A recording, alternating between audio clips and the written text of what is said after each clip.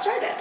Mist, and also their priming moisturizer in Rich, which is one of my favorite products that they make. Smells amazing, tons of gorgeous luxurious moisture, incredible texture. So I'm going to apply this soothing face mist all over my face. And then I'm going to use just a tiny bit of this stuff. As I mentioned, it's very rich. Kind of my favorite trick to show you guys how rich it is I like to flip it over. Look at that, nothing comes out. So take a tiny bit. I like to use my middle finger so I don't tug on the gentle skin. And I'm just going to apply it on my face and then rub it in. So now that my skin is nice and prepped, I'm going to do a little trick that I picked up from last year's favorite makeup artist, Katie Jane Hughes. On my halo scope, I'm using quartz on top of my naked skin, and then I'm going to apply the Glossier skin tint on top of it. This gives this very incredible, very subtle lift from within healthy glow. So I'm just going to get my hair out of the way. I'm going to take it and apply it on top of the cheekbones, under the eyebrow,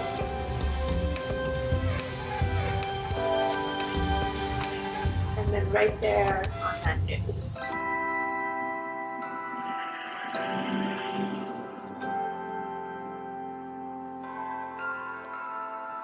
Also going to use just the tiniest bit of the halo scope in Topaz, still underneath, to help kind of define my cheekbones just a little bit more. Topaz, right under the cheekbone, and then I'm going to smudge it in a little bit, up all the way into the hairline. Other side. And then I'm also going to use the halo scope of quartz as my eyeshadow tonight. So I'm going to take the halo scope of quartz in a little mirror, and I'm just going to apply it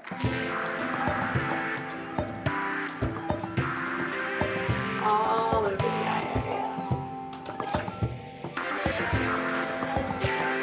It's the Glossier skin tint, and I used to not like it because it's almost nothing.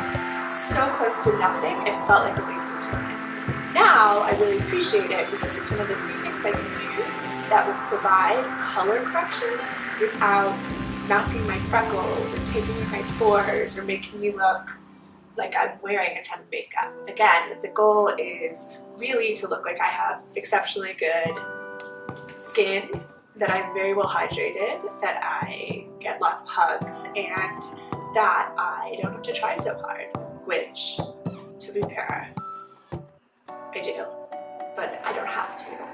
So I'm going to take the Glossier skin tint and again my mirror, and I like to apply it onto the back of my hand. That helps me control the amount I'm applying, but also I think that the warmth from my hand helps it apply more evenly. Part of the thing with all of these products, including the halo scope, is that they really need the warmth from your hand to help kind of smooth and even them out. So I'm going to take the tiniest bit, I'm going to apply it over my halo scope, and then I'm just going to blend it in with my fingers.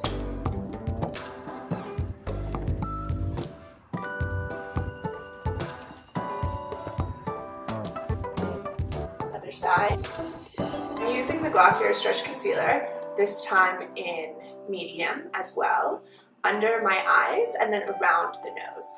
So I'm just going to apply in a triangle, so inner eye, triangle to the top, other inner eye, and then blend by patting very gently with my finger. Other side, inner eye, top of the cheekbone, and then the other eye.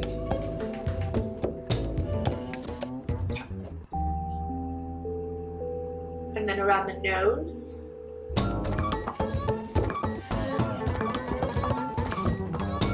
And then on any blemishes or broken out areas.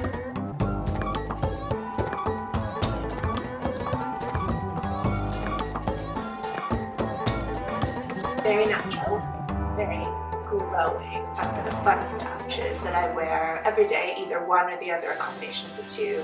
It's Glossier in Haze and Glossier in Bead. Now, Beam is probably the best selling of all of the cloud paints, but this orangey tint can be a little bit disturbing to people who don't realize that once you put it on, you get this super, super sheer blush color. And I love haze because I think it looks the most like my natural blush. So again, it looks very dramatic, like it's this red purple, but once you put it on, it just looks like you know, laughed really hard at a joke or something. So what I like to do, because again, the formula goes on very, very sheer, is to take the tiniest bit by just squeezing a little bit on the tube and then applying it like a stamp. Like so.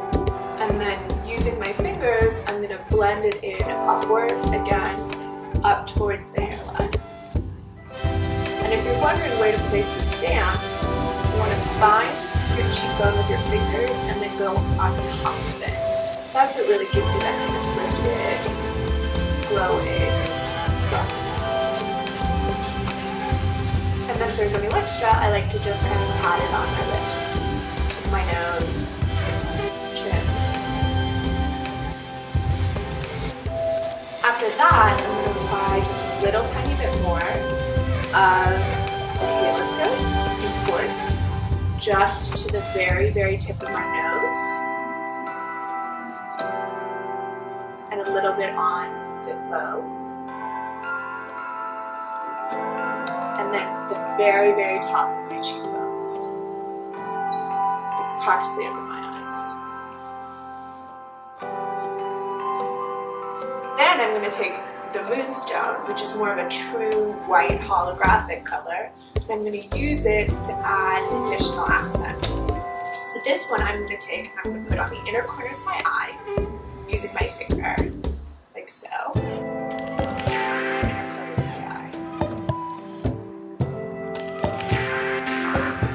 And then an even smaller surface area than what I think afterwards. I find that it adds dimension to the highlighter, which only increases the effect.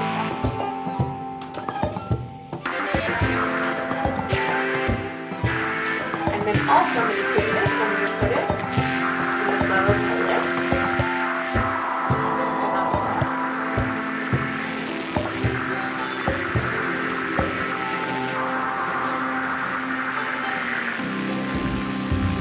Now I'm going to do a little bit more of a dramatic lip.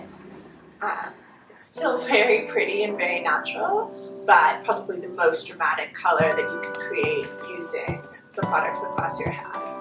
So I'm going to take the Generation G lipstick in Jam, and I'm going to apply several coats of it because it layers really beautifully, and that will make it so that it has a very pigmented appearance as opposed to just sheer. So this is how I might wear Jam on just like a normal day.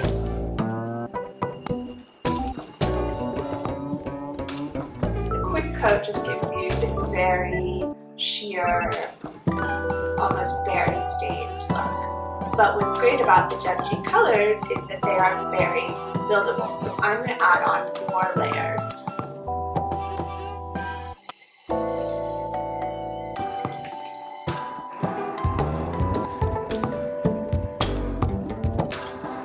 Like so. A little bit of the Glossier Wowder on my finger. I'm going to use that to both set the lipstick and give it a really matte appearance.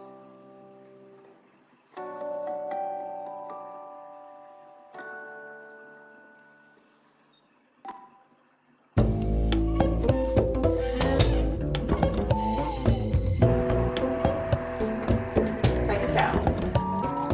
Then I'm going to take the Glossier Gloss, which is an oil-based formula, and I'm going to use just the tiniest bit to actually apply to some places where I want a little bit of an extra dramatic glow.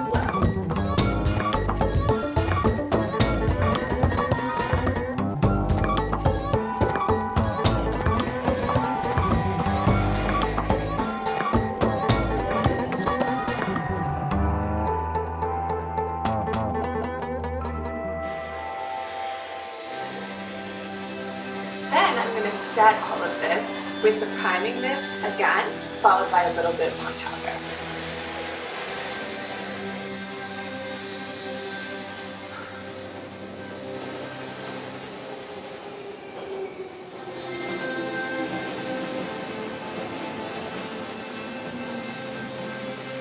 I only use powder in two areas, right here around the mouth where I don't necessarily want shine, and here in the center of my forehead where I feel like everybody is shining all the time. And then I like to put a little bit of the powder onto my brows before I apply the boy brow. And that just gives it a little bit of an extra boom because the powder adds more fiber and more bulk.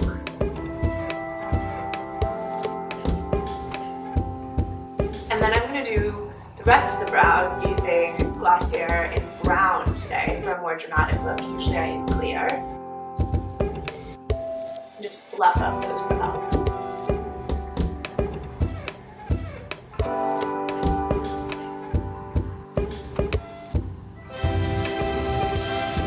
And then the last, and probably my favorite step, we're put on a little bit of